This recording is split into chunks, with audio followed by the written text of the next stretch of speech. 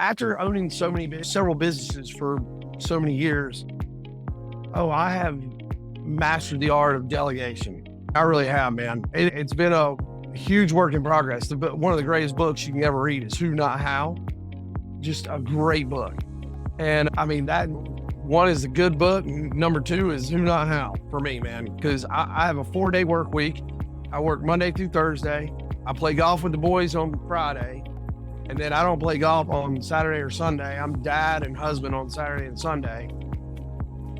My time now, I'm not old. I'm 46. I'm in my prime, man, but I don't want to spend it stuck in my office all the time.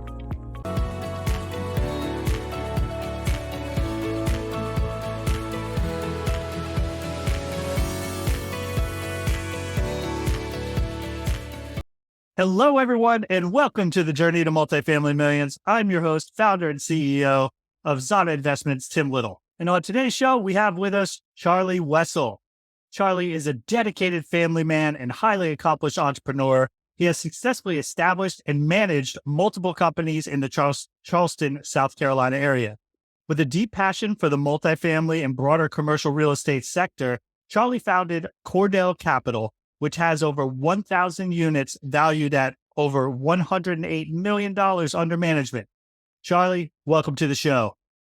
Thanks so much for having me, Tim. I got to go ahead and apologize. I got a little cold going on, so if I cough during the middle of it, please excuse me. No, I understand. And both I and the listeners appreciate you powering through here. You could easily just called it off. So you're a trooper. Yeah. All right. So I gave everyone a high level overview of your background, but on this show, we really like to get into the details of how you got started on your journey. So please take us back to the beginning and tell us how you got to where you are today. Yeah, for sure. I was a general contractor, owned a general contracting firm for just over 10 years. Sold that company in 2016, and we had some rental houses at the time. And I knew that I wanted to grow wealth through real estate, but rental houses were a gigantic pain in the butt. So I knew I didn't want to do it that way. And I had a good friend of mine who was a commercial broker downtown. Actually, I had a lot of good friends that were commercial brokers. That's the kind of work that we did in construction was commercial office upfits. So I worked with a lot of brokers. And I went down and talked to one of them. He had a huge building sitting right on the Ashley River, this huge, nice office building, had patios on like the 5th floor overlooking the river. And it was just such a sweet office building. And I think it was listed for 20-something million. I went down there and I was like, Thomas, how can I buy that building? I want to buy that building. Like that building, it looks like something like off of Boston Legal or something. You know what I mean? It's just like the sweetest building you ever see. And he told me, he was like, man, buildings like that are bought by guys like you every day. You just round up some of your buddies, you guys pull your money together, or you can get money from investors and go buy the building. And then that's when you call my company and we manage it for you. He said, but you don't want to buy that building. It's been tied up in litigation for 2 years. There's not enough parking. He's just clipping off all the things that were wrong with that building. And 2 floors of it had been vacant for like over a year. So anyways, he said, man, I tell you the truth, the safest bet out there, and this was in like 2017, the safest bet out there with the best returns is going to be multifamily. He said, I don't even sell multifamily. All he sold was like industrial and office. He said, but go find a good deal, man. Bring it to us. We might invest with you. I just went home and just rabbit holed it. I really did. I dug in. I was up till 3 o'clock in the morning going through, I think it was at the time, it was Michael Blanc's stuff. I took his whole course like that night. Something that usually would take somebody a week to go through, doing it a couple hours at a time. I did the whole thing that night. Went ahead and signed up for his next seminar that night. It was in Washington, D.C., bought plane tickets. I had the whole thing all done that night before I went to bed. And I was going to go all in. And I did. I'm one of those guys that when I start something, I'm going all in and I'm going to figure it out and we're going to do it to the best of our ability. And that has caused some failures in the past as well in business. I've just learned from them. So anyways, I go to the event. I'm still studying stuff the whole time in between then and there. And I go to the event and they're like, hey, you guys want to partner with us on this deal? I said, I'm brand new to this thing. And so I was like, I'm a member of the country club here. I've been here for over 20 years. I know a lot of people. I was like, I bet I could raise some money for this deal. And come home and I was like, I'm putting a big list together. I was like, man, I could at least raise 500,000 $1,000,000 for this deal. Yeah. I had one investor come in on that deal and he brought $100,000. And it's because I go to church with him and he's worth like 20 million bucks. So 100 grand to him. I was almost like a mercy. Here, Chuck, take this, go away. But that investor was like thrilled to death with his returns on this thing. So he's come back again and again. But anyways, yeah, and that's where it all started. I actually, after that one deal, I started chasing deals on my own. I actually, with another two people that were out of Charlotte, we partnered together and we were going to do deals ourselves. And so for about a year and a half, man, we chased deals all up and down the East Coast, mainly Southeast, but we made it to the best and final on a few. We got awarded one that fell apart quickly in due diligence because they had butylene pipes instead of PVC pipes. Yeah. And they had PVC stub outs from those pipes coming out of the ground. And me being a general contractor working in Charleston, South Carolina, those pipes are all over the place downtown and those have to be replaced. They're collapsing like crazy. They're 100 years old. Not really. They can be from probably the 1930s to mid 1960s. And they're just going to fail. Roots grow through them and everything. It was going to be like a $300,000 repair. And that just took our whole budget and threw it all in the trash. So after spending about $8,000 on due diligence on that, I was like, you know what? I've already raised some money a little bit from one guy on one deal. And I have a lot of buddies in this industry already from going to so many networking events and stuff that are doing deals. I said, I'm just going to bring money to people's deals. And I'd rather just deal with investors anyway. I like playing golf. I like going out. Why do I need to go run around a bunch of apartment complexes? I can just go hang out with investors and raise capital. So anyway, that's how we started. All right. Yeah. And there's so much to take away there. Obviously, your journey is similar to a lot of folks in this business, but it sounds like there was some compressed timelines there. And I think there's probably a couple reasons for that. One, the fact that you were a general contractor for a long time. Yeah, I think that gave you a distinct advantage, right? You understood buildings. The due diligence process probably came a little more naturally to you than someone who's never stepped foot in an apartment or done an inspection other than their primary residence. And and I think the other big piece of it is the network, right? You said yourself, you already had this network of brokers that you had worked with in some capacity. And even though they were in these other assets, what they were able to provide you was education, which is huge, right? Because you were looking at going office and maybe you would have been fine with that, but sounded like it steered you towards multifamily, which wound up being a blessing. Yes, it really did. It really did. He saved me a bunch of time and effort in digging into all kinds of stuff. He pointed me in the direction. I went straight home and it was on go from there. Yeah. And then the other piece is you started doing some of the things that most of us do, which is, we discover it, then we jump down the rabbit hole, buy a course online, go through the course, then we start going to the conferences. And I think at the conferences, especially when you're starting out, is where the magic really happens, because that's where you meet people that you have the opportunity to partner with.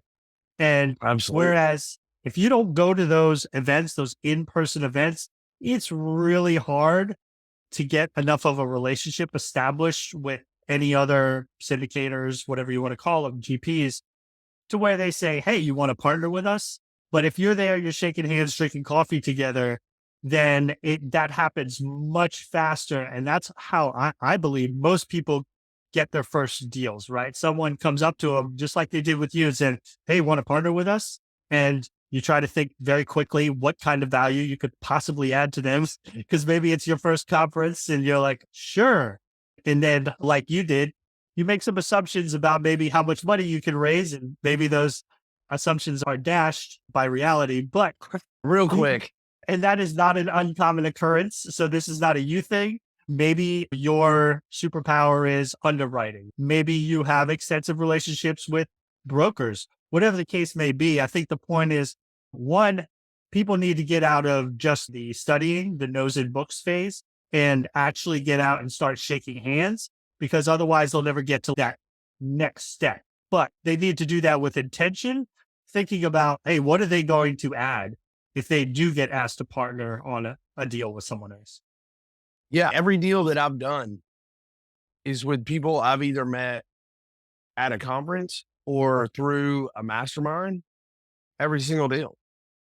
Yeah, I absolutely. didn't have, just like all of us, we didn't have buddies that were doing it. Some people might, but I didn't have buddies that were doing this. Yeah, same here. So And so it was a brand new world for me, but I met my first partners the same way you did. It was a bunch of us who were relatively new, I think at a Rod Khleif event, and they had all done the Michael Black thing too. It's all like one big circle, right? There's only so many things. And then they were like, hey, yeah, we want to do a deal. You want to do a deal? I'm like, sure. But at the same time, like part of me was like, oh, I want to do my own deal. I want to find my own deal. That way I get a bigger slice of the pie. And I think that's another place where people screw themselves over, is they're still in the single family mindset of where they can do a lot of it themselves and they want to get the biggest chunk of equity. And so they're like, I'll find the deal and then I'll worry about finding partners. A small slice of a big deal is still better than no slice of the deal you never find. absolutely. No, and that's our whole business model right now. We have a couple of things that we make sure we try to get the guys that we bring capital to now. I've known them for years. Like we get deals come across our desk every day from one mastermind we're in has over 300 people. Now we have another mastermind that is a lot more money that has 25 people, but we get deals every day. But I've got to be able to check off a list morally and physically for my investors to bring capital into somebody's deal. The guys that we bring capital to, I've been to their weddings. And these are all guys that I met in masterminds and at events, but I've been to their weddings. I've met their children. I've met their wives. I've met their staff. We walked their properties. Rob from Lone Star Capital, I've had a 45-minute conversation with his father on the phone just about Rob growing up. It was just, we have a big list that we have to check off before we bring capital to people, but these are all people that we know real well that we've met through just doing this business. And I've met lifelong friends that I'll have from doing this business. Yeah. And I think that's an important point. Why don't you talk a little bit more about what that list looks like, that checklist that you use when you're vetting folks that you're going to partner with? Yeah. One thing, my first one is that we have to know you for over a year, because usually I can meet up with somebody several times throughout a year. Now, after saying that, most of the guys that we bring capital to now, I've known for well over 2 or 3 years. We visit their offices. We meet their people. We meet their families. We've had dinner. We've had drinks. We've gone out together. I got to make sure this is going to be a good marriage here, because we're in cahoots with these people for quite a while. These deals are anywhere from 3 to 7 years, and we got to make sure that we're getting what we want, especially report wise. I got to make sure that we're taking care of our investors. So we need really good reports, and not just, I tell you this, the P&L and the quarterlies, that's nice. I have a couple of investors that go through it. Most of them could give a crap. They want to see what's going on with the property. We want pictures of the property. We want like a narrative. To me, that's the property manager's job, is once a month, walk through this thing, take pictures, because we're not traveling all over the country every even every year, really.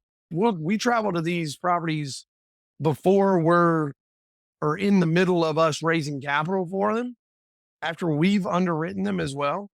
But they've got to give us good narratives every month. And I want examples of that. I want examples of deals that they've done. What's the projected and what's the actuals? And I have to have a deal that is not good. They better send me a deal that did not go the way they thought it was going to go. Now, it could have corrected itself, and I want to know how it corrected itself, how they corrected it. But I want to see and hear the story on the oh crap moments where it was like, oh crap. Okay, how do we fix this? How is this going to get worked out? One thing one of my mentors always says is bad news doesn't age well. If something's not going right and I hear about it and I'm like, okay, when did this start? And it had started a week or less ago. So we like to communicate to our investors. If something's not going right, I'll hop on the phone with investors. Now, we don't have a lot that's not going right, to tell you the truth. It's been a freaking winter wonderland in real estate investing for the past almost 10 years. It's been pretty good times. Yeah. And so I guess, no, I was just going to say the way you're talking, besides the processes and how they do things and the way they track stuff, sounds like it's just as much about character as it is on how they actually run their business. It really is. I played golf with a guy who is close to work. His net worth is close to $1 billion, like personal net worth, just crazy. But anyways, and he was an investment banker out in California. And after we got done playing golf, I was like, hey, I'd like to send you over one of our deal scripts to see what you think about it. And this, that, and the other. And I sent it to him. I mean, it's like a 25-page deal that we're putting out. And he was like, you have 2 pages on you and on your team. And each one of you has a 3 or 4 sentence paragraph. He said, I don't care about the deal. I care about who I'm investing with. He said, I bet on the jockey every single time. The horse is important, but I want to know the jockey more than the horse. He said, horses are all the same. He said, I want to know the jockey. So he was like, if you took that entire presentation and made a third of it about you and what you've done, the past deals that you've done, how they're going, and what you've done to correct things, what you've done to help manage it. He said, that's what I want to see. I want to see your character. I want to see your work ethic and what you guys are putting into it. And I took a lot away from that. I really did.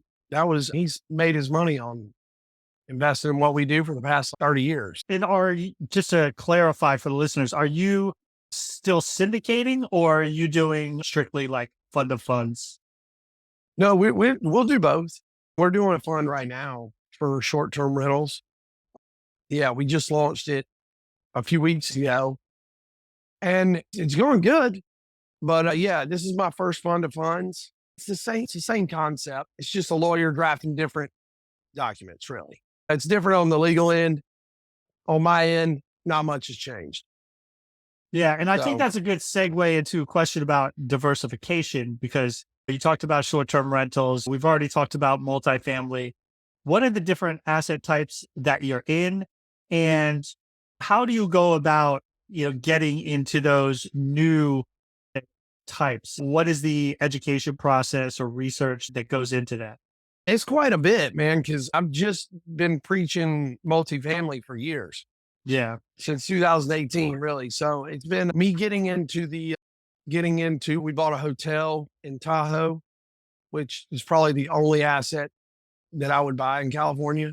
No, I'd stay away from the multifamily there. But yeah, we bought a hotel in Tahoe. Now we're doing the short-term rentals.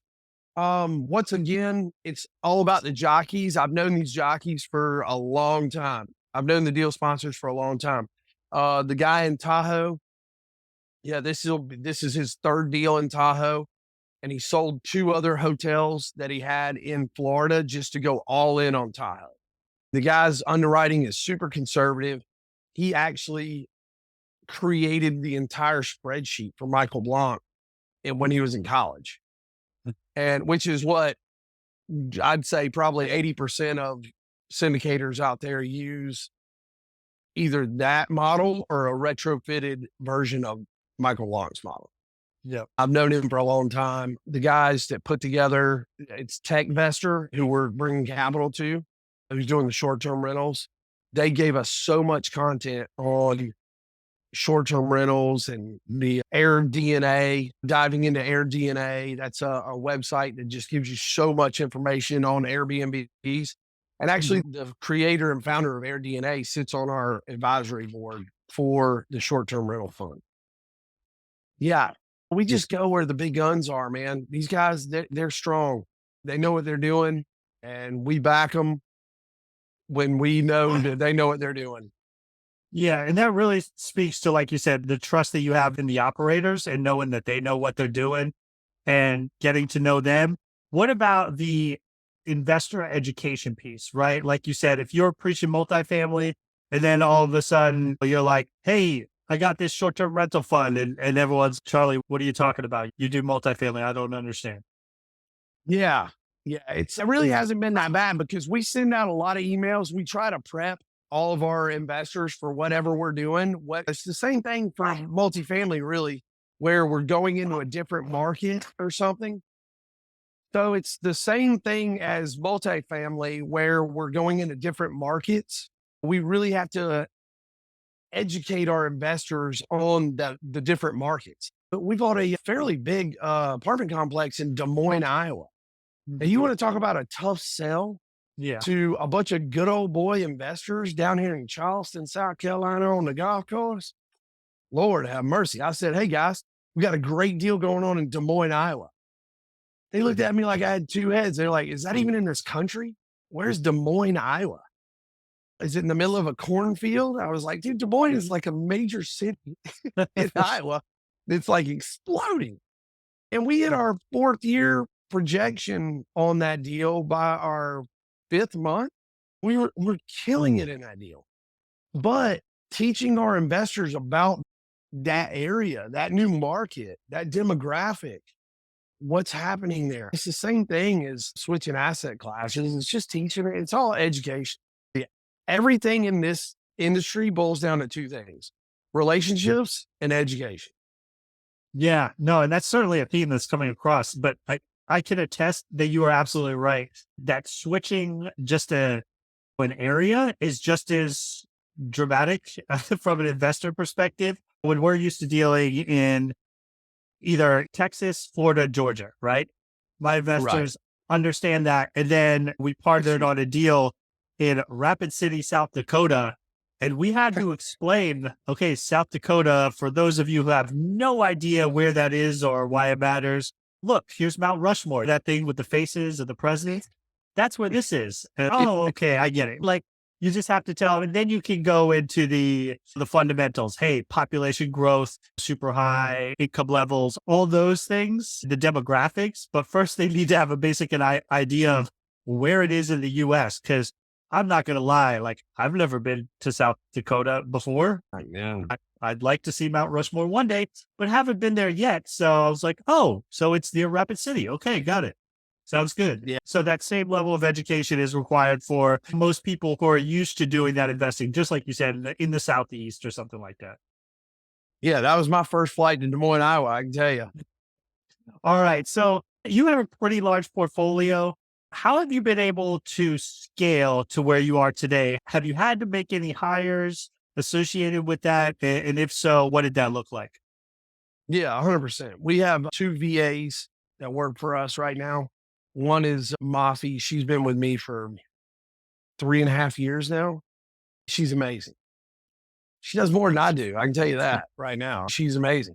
She frees me up to let me go do this and talk to investors and stuff like that. She does everything from sorts my email so that I don't have to sit there and go through everything to she booked my call with you.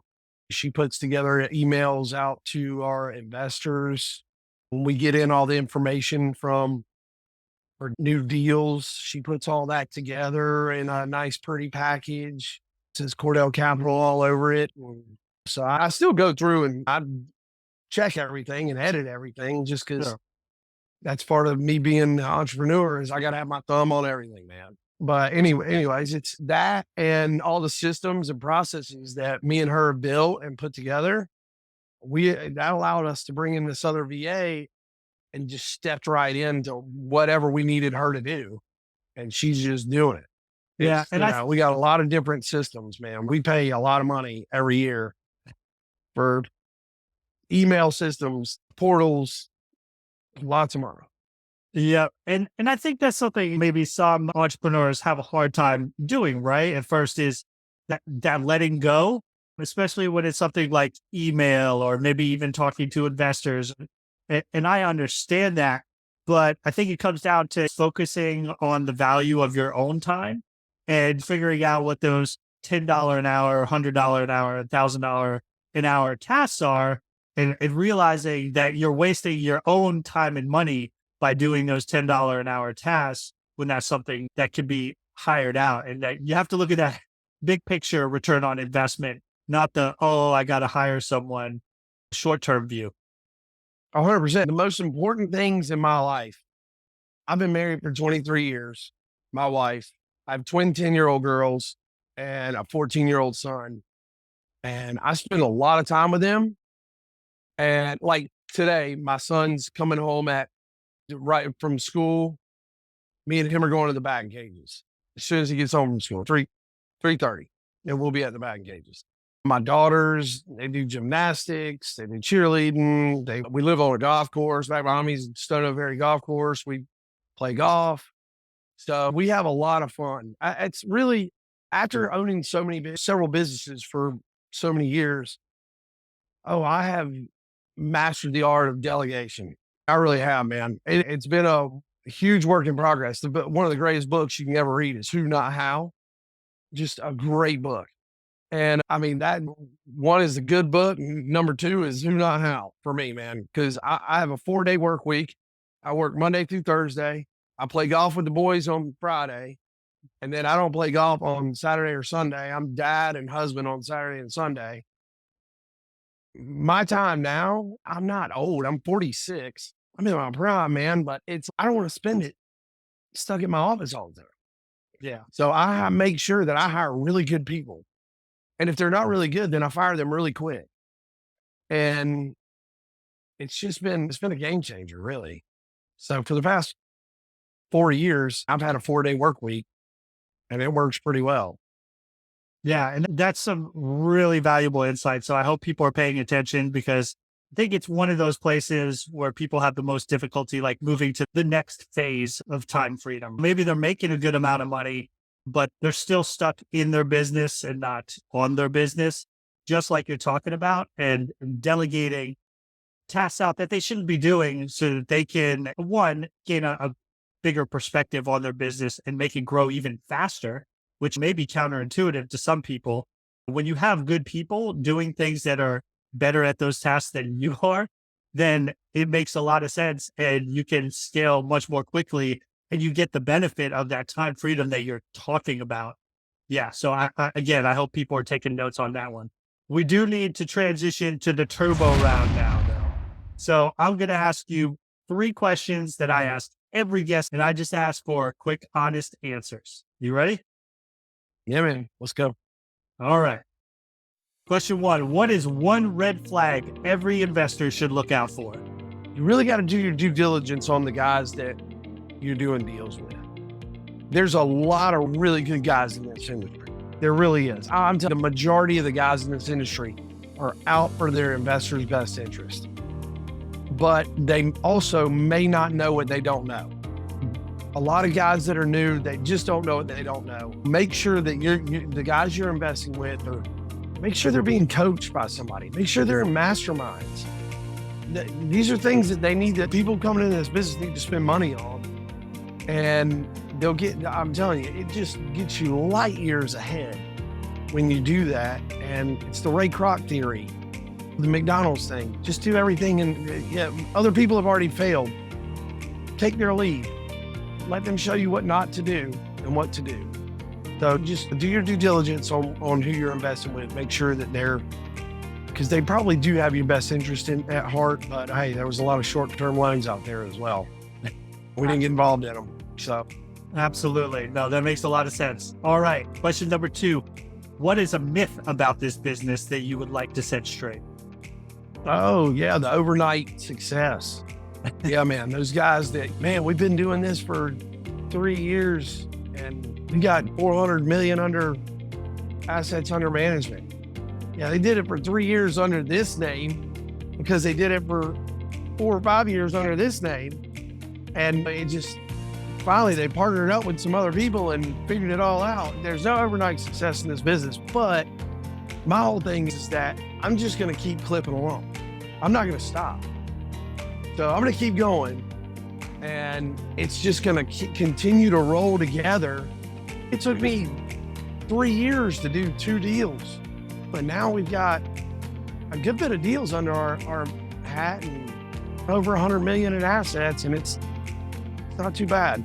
Well, it's pretty good. Yeah, and I think that's a super important point too for those people who are listening to gurus, going to conferences or something, having someone pitch them a $30,000 course saying that they will be financially free within a year. Wow. Okay, calm down. It just doesn't make sense on the face of it, considering how long these deals are. First of all, when you're all hyped up, it's hard to get past that. So people, like you said, need to look at the long game and understand that, yeah, these deals are anywhere, like you said, for 3 to 7 year time horizons. And we as operators, syndicators, that's when we get the biggest chunk, is when we've proven value for our investors, when we sell, exit at the end of the deal and get our chunk of the equity from it. It's not a time in between.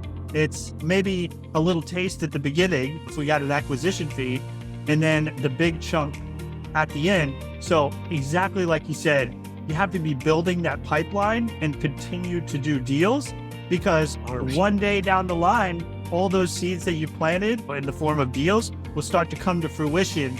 And that's when you really start to see the returns. Yeah, those deals start selling and you're like, woo, let's go. We've had several of them already. Nice. All right, last question. What does success look like to you? Being the best husband and dad I can be, really and truly. And that's in my personal life. I help coach the baseball team. I sit there for my daughter's 2-hour gymnastics practices. It's just being there for them, doing things with them, man. I heard somebody say it's not quality, it's quantity. Because you may be doing something you think is super cool with your kids, and then when they grow up, do they remember it? They remember what they want to remember. So they might remember the little things when you went out and picked freaking blueberries with them. I don't want to pick blueberries, but it's just something that you're going to spend time with your kids, just sitting there. Like me, I remember most about my dad is that him being there at my football practices at high school. And he worked. He ran a big company that took a lot of his time away from his family. But yeah, he would still make sure that twice a week, he was sitting there at 4 o'clock watching me practice football. I remember looking up at the stands and being like, that's awesome. He's supposed to be at work right now. That's incredible. Or he could be playing golf. He's an amazing golfer. But he could be playing golf. But he's sitting here watching me practice football. So it's quantity time over quality time. And yeah, that, and I also want to help out as many people as I can grow their wealth. I really do. I see what this business can do for people. And we're whipping the pants off of financial advisors out there. Mm-hmm. And it seriously angers me. And I go hunting with a bunch of financial advisors once a year out in Arkansas. I love them to death. They're all Ed Jones guys.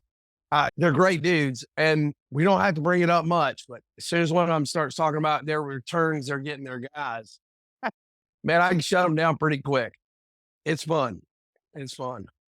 Yeah, and I can't agree with you more on the quality, quantity, time. It's just all a matter of perspective, right? We may think that vacation at Disney or whatever is going to be that memory that's seared into their mind for the rest of their lives, when really it's when you hold their hand walking them to school or something. Yeah. Every day. Yeah. I went to Disney World. I hardly ever remember it. Yeah. But I remember throwing baseball with my dad up in the big field just past our house. You know, I remember that like it was yesterday. Yep. No, that's huge. I have two daughters too, 5 and 8. So it's a fun time. Man, Certainly life looking is to, good, brother. we'll see how fun it is when I have two teenage daughters at the same time, but you'll be in the same Oh, boat. yeah. Don't even think about that. Just live in the now, man. Live in the now. All right. Hey, Charlie, this has been a lot of fun. I really appreciate the insights that you brought here. Please tell our listeners how they can get a hold of you and if you have anything else that you'd like to share with them. Yeah. Yeah. We have a site, investcordell.com, investcordell.com. That Cordell has 2 L's.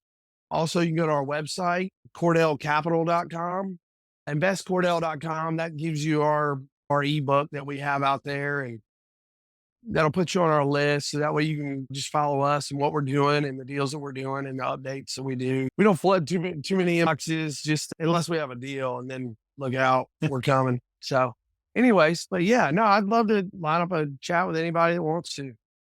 All right. Hey, we'll definitely have that information in the show notes. Charlie, I appreciate you coming on, especially with the cold you're battling through right now.